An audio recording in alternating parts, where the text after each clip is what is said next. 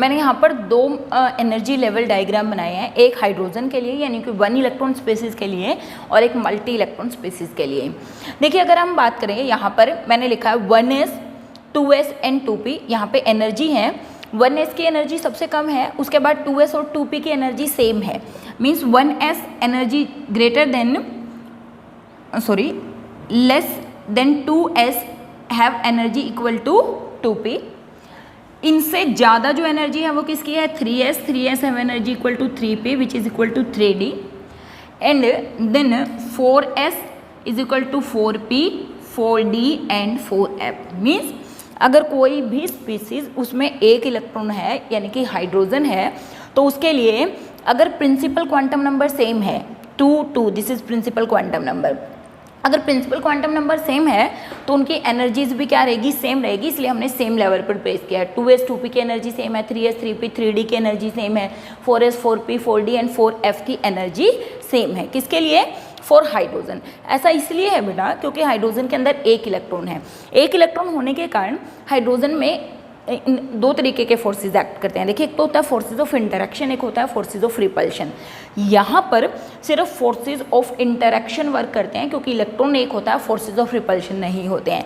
लेकिन जब हम मल्टी इलेक्ट्रॉन एटम की बात करते हैं तो उसके अंदर फोर्सेस ऑफ अट्रैक्शन होते हैं किसके बीच में, न्यूक्लियस के बीच में और इलेक्ट्रॉन के बीच में। Similarly there are forces of repulsion किसके बीच में, electron already present in the shell and incoming electron. Means electron electron repulsion जिसको हम स्क्रीनिंग इफेक्ट भी बोलते हैं। चलो करते हैं उसको डिस्कस, पहले इसको देख लेते हैं। देखिए यहाँ पर एनर्जी 1s की एनर्जी कम होती है if you talk about 2s and 2p। देखिए 2s को मैंने नीचे लिखा हुआ है, 2p को ऊपर लिखा हुआ है। Means energy of 2s is lower than that of energy of 2p। Then 3s 3p, 3s की कम है किससे 3p से। देन 4s, फिर यहाँ पे बीच में 3d और फिर यहाँ पर p, ये मैंने ऑर्बिटल दिखाए हुए हैं 5 3 3 1 1 4p है ना, p में px py pz। तो मीन्स 4s की एनर्जी कम, उसके बाद 3d की और उसके बाद किसकी एनर्जी होती है 4p की एनर्जी होती है। सिमिलरली 5s की एनर्जी, फिर 5d की एनर्जी और फिर 5p की एनर्जी। अगर मैं इनको लिखना चाहूँ बच्चे तो मैं ऐसे लिख सकती हूँ 1s से ज़्यादा 2s की, उससे ज़्यादा किसकी 2p की, फिर किसकी 3s की, फिर किसकी 3p की, उससे ज़्यादा किसकी 4s की, उससे ज़्यादा 3d, फिर 4p, फिर 5s, फिर 5d एंड फिर 5p। Means like this. इनकी एनर्जीज तो क्या हो रही है, बढ़ रही हैं। Means same principal quantum number के लिए भी एनर्जी सेम नहीं है बल्कि एनर्जीज क्या कर रही हैं, इंक्रीज कर रही हैं। तो अगर मैं बात करूँ how to find out the energy, यहाँ से हम कुछ कंक्लूजन निकालते हैं। देखिए क्या कंक्लूजन, कि अगर प्रिंसिपल क्वांटम नंबर सेम हो तो उस कंडीशन में भी एनर्जी जो है सेम नहीं हो सकती। ऐसा कोई ज़रूरी नहीं है कि अगर प्रिंसिपल क्वांटम नंबर सेम हो तो एनर्जी सेम होगी। किसके लिए, किसी भी मल्टी इलेक्ट्रॉन स्पेसिस के लिए। दूसरी बात हमें क्या पता चलती है, अगर प्रिंसिपल क्वांटम नंबर सेम हो तो ऐसा ऑर्बिटल जिसके लिए L की वैल्यू कम होगी उसकी एनर्जी क्या होगी, कम होगी। देखिए इसके लिए n की वैल्यू 2, L की वैल्यू कितनी 0, इसके लिए n की वैल्यू 2 और L की वैल्यू कितनी 1, यहाँ पर L की वैल्यू 0, यहाँ पर L की वैल्यू 1, यहाँ पर L की वैल्यू कितनी है 1, यहाँ पर L की वैल्यू कितनी है 2, यहाँ पर L की वैल्यू 1, यहाँ पर L की वैल्यू कितनी है 0, यहाँ पर 2, यहाँ पर दैट इज 1, लाइक दिस है ना। तो अगर मैं 2p और 2p की बात कर रही हूँ तो किसकी एनर्जी, प्रिंसिपल क्वांटम नंबर अगर सेम हो तो हम किसकी वैल्यू देख रहे हैं, L की वैल्यू देख रहे हैं। Means if principal quantum number is same then those orbital for which the value of L is lowest have lower energy. यहाँ पर देख लीजिए 3s 0 p1 s वापस, ये तो प्रिंसिपल क्वांटम नंबर बदल गया। इन दोनों के लिए देखिए s की वैल्यू 0 तो एनर्जी कम, s की वैल्यू L की वैल्यू 0 तो एनर्जी कम, L की वैल्यू ज़्यादा तो एनर्जी ज़्यादा।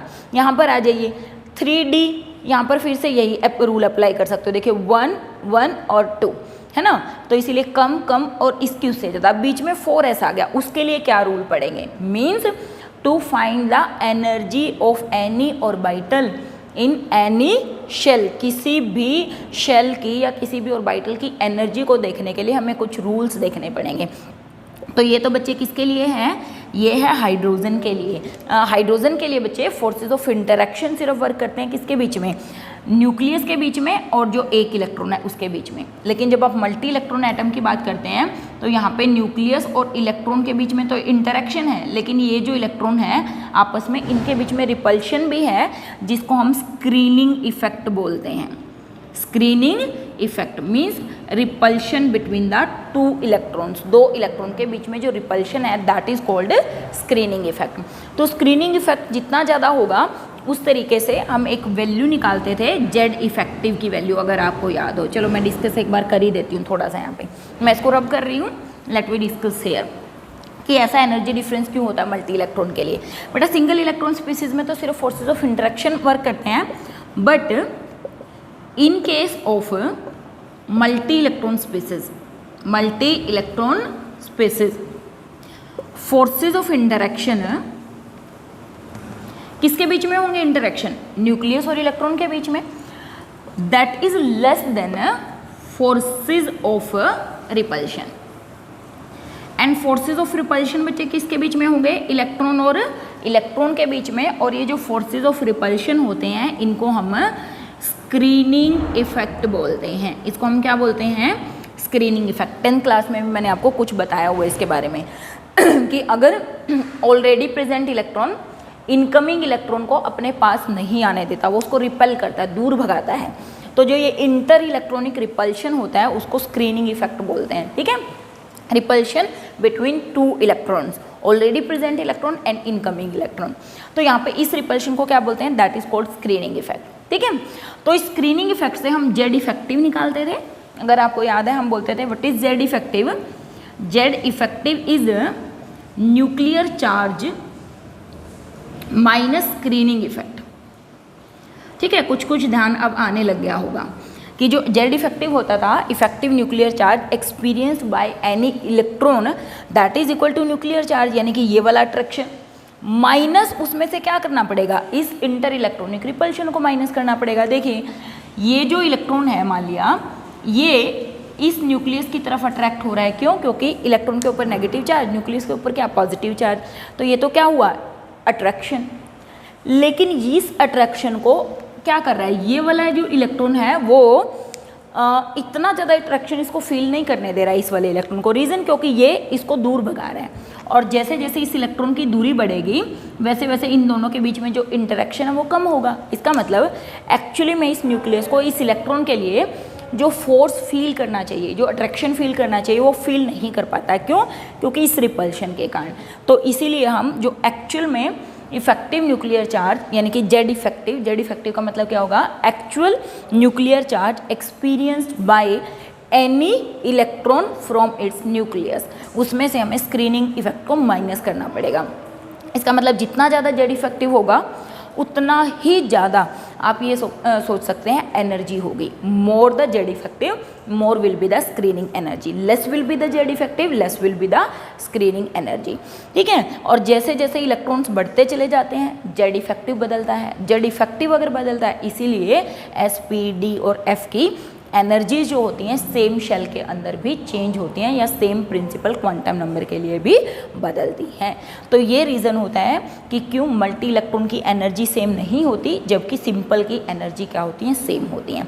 होप आपको थोड़ा सा कंसेप्ट ध्यान रहा होगा। ठीक है, चलिए इसके लिए अब मैं कुछ कंक्लूजन लिख रही हूँ। क्या कंक्लूजन? पहला,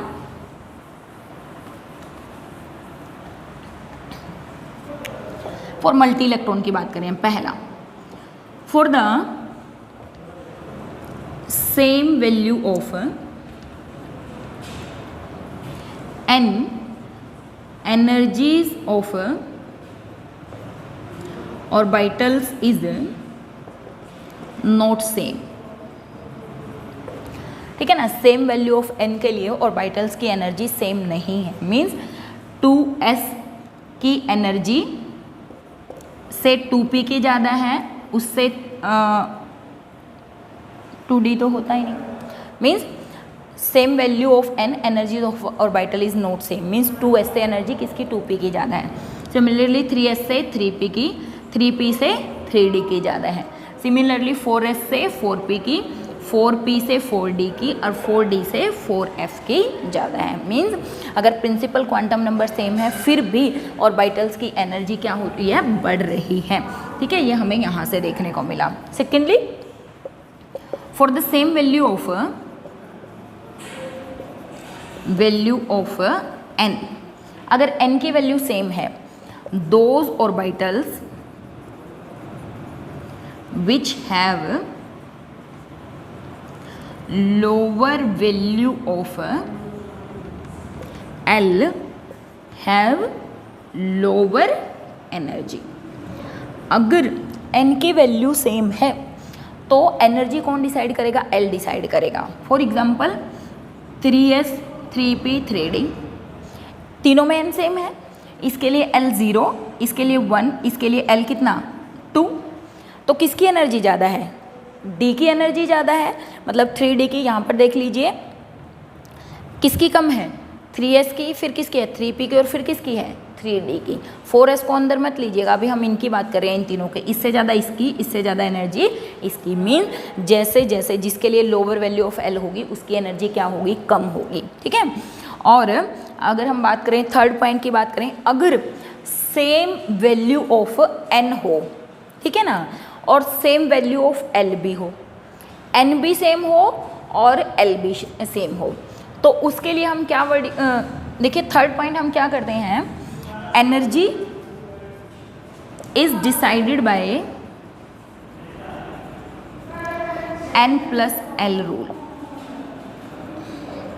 energy is decided by n plus L rule, n plus L rule, n plus L rule. देखिए वापिस बात करते हैं किसके, मान लिया हम बात कर रहे हैं 3s और 3p की, 3s और 3p की, सेम प्रिंसिपल है ना। अब देखिए 3s, इसका मतलब 3 प्लस 0 यानी कि n प्लस L क्या हुआ 3। फिर हम बात कर लेते हैं 3p की, 3 प्लस 1 कितनी वैल्यू हुई 4। फिर हम बात कर लेते हैं चलो 3d की, 3d में 3 प्लस क्या d की वैल्यू 2 यानी कि 5। ठीक है, और चलिए 4p की बात कर लेते हैं, 4p में क्या हो गया 4 प्लस 1 यानी कि 5। अब देखिए हमने कहा n प्लस L, जिसका कम होगा उसकी एनर्जी कम होगी, जिसका ज़्यादा होगा उसकी एनर्जी ज़्यादा होगी। देखिए 3s 3p में n प्लस L 3 है, कम है तो इसकी एनर्जी कम, इसकी ज़्यादा। ठीक है, इन दोनों में इसकी एनर्जी कम, इसकी ज़्यादा, 3p की कम 3d की ज़्यादा। लेकिन what happen if n plus L दोनों ही सेम आ जाएं, जैसे 3d और 4p के लिए, दोनों के लिए n प्लस L क्या है सेम है, उस कंडीशन में अगर n प्लस L रूल के अकॉर्डिंग अगर दोनों का n प्लस L सेम आ जाता है तो किसकी एनर्जी कम होगी, जिसका प्रिंसिपल क्वांटम नंबर सेम हो, सॉरी कम होगा। ठीक है, तो एक इम्पॉर्टेंट रूल यहाँ से मैं यहाँ लिख देती हूँ, क्या एनर्जी इज डिसाइडेड, मैंने लिखा energy is decided by n plus L rule. और यहाँ पे मैं एक बात लिख रही हूँ इम्पॉर्टेंट, क्या if n plus L is same for any 2 orbitals, then the orbital for which principal quantum number यानी कि n have lower value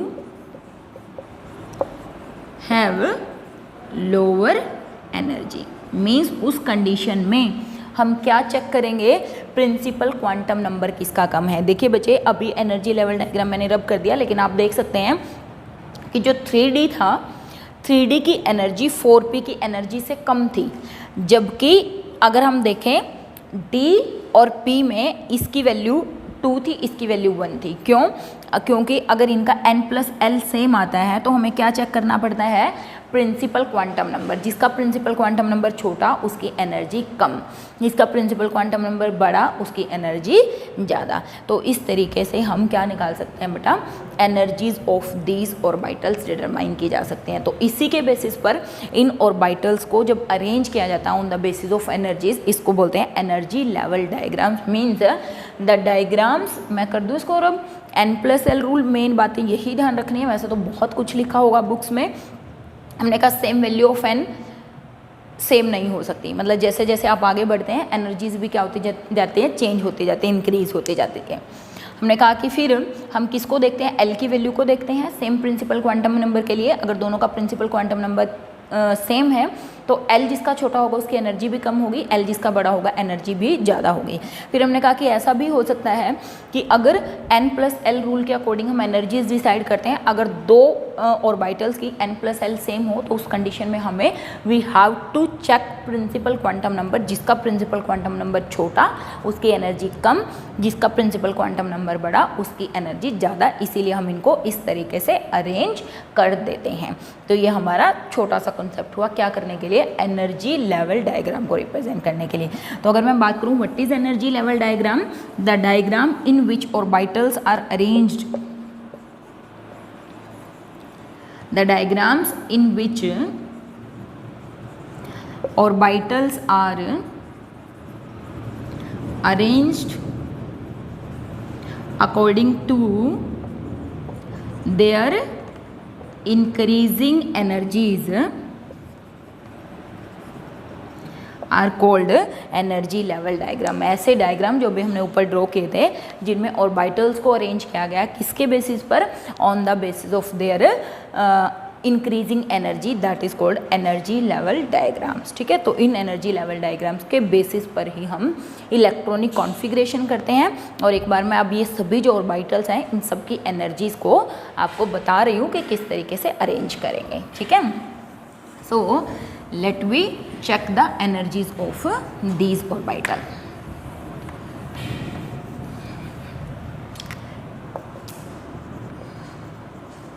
Energies of orbital, increasing energy की बात कर रहे हैं। ठीक है, तो बच्चे देखिए इस तरीके से हम लिखते हैं 1s orbital, 2s, 3s, 4s, 5s, इसको मैं रब कर देती हूँ, 6s एंड 7s। ठीक है, फिर हम यहाँ पे लिखते हैं 2p, 3p, 4p, 5p, 6p, 7p। फिर हम यहाँ लिख देते हैं 3d, 4d, 5d, 6d, 7d। यहाँ पर हम लिख देते हैं 4f, 5f, 6f, 7f।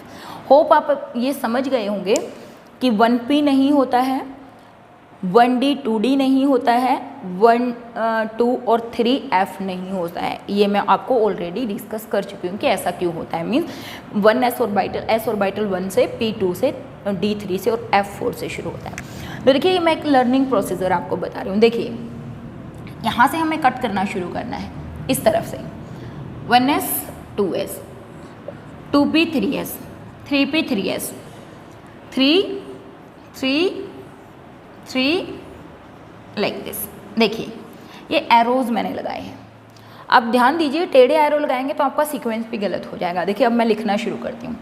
This is 1s, s में कितने इलेक्ट्रॉन होते हैं 2, इसलिए मैं 1s2 लिख सकती हूँ।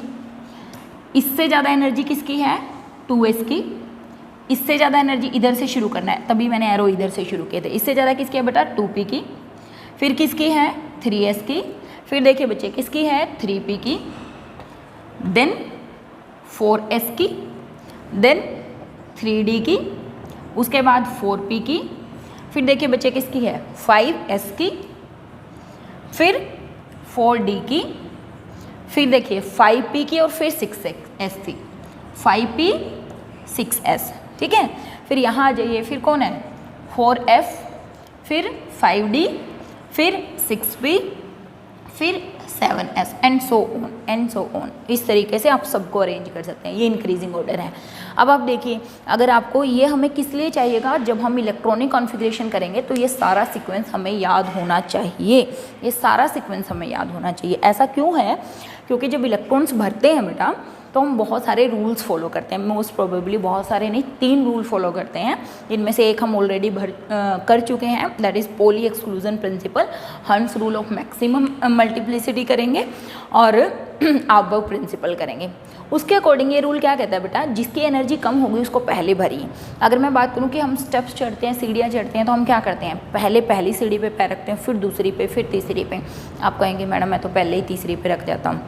मीन्स सीक्वेंस का मीनिंग होता है पहले कम एनर्जी, फिर ज़्यादा, फिर उससे ज़्यादा, फिर उससे ज़्यादा। इस तरीके से हम अकॉर्डिंग टू एनर्जीज मूव करते हैं।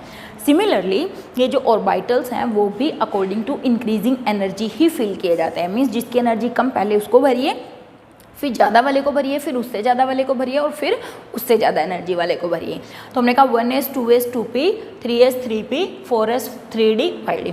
इलेक्ट्रॉन्स देखिए s में 2 होते हैं, s में 2 होते हैं, p में कितने होते हैं 6, s में 2, p में कितने बच्चे 6, s में 2, d में कितने 10, p में कितने 6, s में 2, d में 10, p में 6, s में 2, f में कितने होते हैं बच्चे 14, 10, 6, 2 एंड सो ऑन। ठीक है, तो अब आप सोच रहे होंगे कि बार बार हम ये बनाएंगे फिर हम ये लिखेंगे। इसको बनाने का तरीका 1 to 7s लिखा, 2p to 7, 3 to 7 और ऐसे देखिए पहले एक एक को कट करना, 1 1, फिर 2 2 को कट किया, फिर 3 3 को कट किया, फिर 4 3 2 1। एक तो तरीका है ये कि आप ये लिखिए और फिर ये लिखिए। दूसरा तरीका आप इसको याद कर लीजिए। कैसे, देखिए छोटी सी ट्रिक मैं आपको बता रही हूँ। ऐसे याद करो, school school public school public school. क्या बोला हमने, school school public school public school, school school public school public school, school school public school public school, exact. ठीक है, फिर हमें मालूम है कि 1 2s, क्योंकि p कितने से शुरू होता है 2 से, 2s तो यहाँ पर आ चुका है, 1s भी आ चुका है, ये कौन सा होगा 3। अब 2p आ चुका है तो नेक्स्ट p क्या होगा 3p, और s 3s तक आ चुका है तो नेक्स्ट क्या होगा 4s। School school public school public school, 1 2 2 3 3 4, ऐसे भी याद रख सकते हैं, 1 2 2 3 3 4, 1 2 2 3 3 4, 3 3 4, क्या school school public school public school. ठीक है ना, 1 2 2 3 3 4 school school public school public school. ठीक है, फिर देखिए यहाँ तक हमने याद कर लिया। इलेक्ट्रॉन तो आप अपने आप डाल देंगे क्योंकि आपको मालूम है s में 2, p में 6, d में 10 और f में 14 होते हैं। अब आगे देखिए यहाँ पे हमने लिखा DPS, Delhi public school, delight public school, Delhi public school कर लेते हैं, सब जगह DPS होते हैं ना, दिल्ली पब्लिक स्कूल। इसको हमने किया दिल्ली पब्लिक स्कूल, फिर से कीजिए Delhi public school, DPS Delhi public school, फिर F आ गया, फिर से दिल्ली पब्लिक स्कूल, फिर से दिल्ली पब्लिक स्कूल, फिर से दिल्ली पब्लिक स्कूल। ठीक है, बिल्कुल आसान, school school public school public school, school school public school public school, Delhi public school Delhi public school, F फिर से दिल्ली पब्लिक स्कूल, फिर से दिल्ली पब्लिक स्कूल। ठीक है, अब देखिए अब ये कैसे पता चलेगा कि नंबर्स क्या रखें। देखिए बच्चे, इतनी अंडरस्टैंडिंग अब तक हमें हो गई कि S आया, पहली बार D आया है, फर्स्ट टाइम यहाँ से लेकर पहली बार D आया, और D किससे शुरू होता है 3 से, तो हमने लिखा 3 4 5, 3 4 5।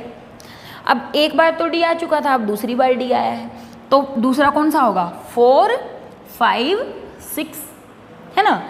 F आया, पहली बार F आया तो कौन सा होगा 4 4 5 6 7, फिर से F आया है तो कौन सा होगा 5 6 7 8 एंड सो ऑन। आगे मैंने इसलिए नहीं लिखे क्योंकि इतनों में कवर हो जाते हैं, सब इलेक्ट्रॉन्स का इलेक्ट्रॉनिक कॉन्फ़िगरेशन इतने में कवर हो जाता है। तो ये हमारा टोटल इलेक्ट्रॉनिक कॉन्फ़िगरेशन हो गया। देखिए यहाँ तक तो मैंने लिखा ही हुआ है 7s तक, ये रहा। आगे देखिए, फिर उसके बाद कौन आता है 7s के बाद 5f, फिर 6d, फिर 7p, 6f, अगर हमें आगे इलेक्ट्रॉनिक कॉन्फ़िगरेशन करने हैं, लेकिन इतने तक हमारा काम चल जाता है। ठीक है ना, यहाँ तक हमारा इलेक्ट्रॉनिक कॉन्फ़िगरेशन खत्म हो जाता है। तो इस तरीके से 5 6 7 8 इस तरीके से हम क्या कर सकते हैं बच्चे, सभी का इलेक्ट्रॉनिक कॉन्फ़िगरेशन लर्न कर सकते हैं कि किस तरीके से ये इलेक्ट्रॉनिक कॉन्फ़िगरेशन करेंगे। छोटी सी ट्रिक मैंने आपको बताई है, और उसको याद करने के लिए क्या करने के लिए, इलेक्ट्रॉनिक कॉन्फ़िगरेशन को सीखने के लिए। तो this is all about this lecture. उसके बाद हम नेक्स्ट लेक्चर में करने वाले हैं electronic configuration of the any element, किसी भी एलिमेंट का इलेक्ट्रॉनिक कॉन्फ़िगरेशन इनके बेसिस पर, लेकिन उस इलेक्ट्रॉनिक कॉन्फ़िगरेशन के लिए पहले आपको ये सीक्वेंस याद होना चाहिए। आप ऐसे करके सीख लीजिए या जो मैंने ट्रिक बताई है उसके अकॉर्डिंग आप सीख लीजिए। ठीक है बच्चों, तो मिलते हैं नेक्स्ट लेक्चर में, तब तक घर रहिए, सेफ रहिए। हैव अ नाइस डे बच्चों।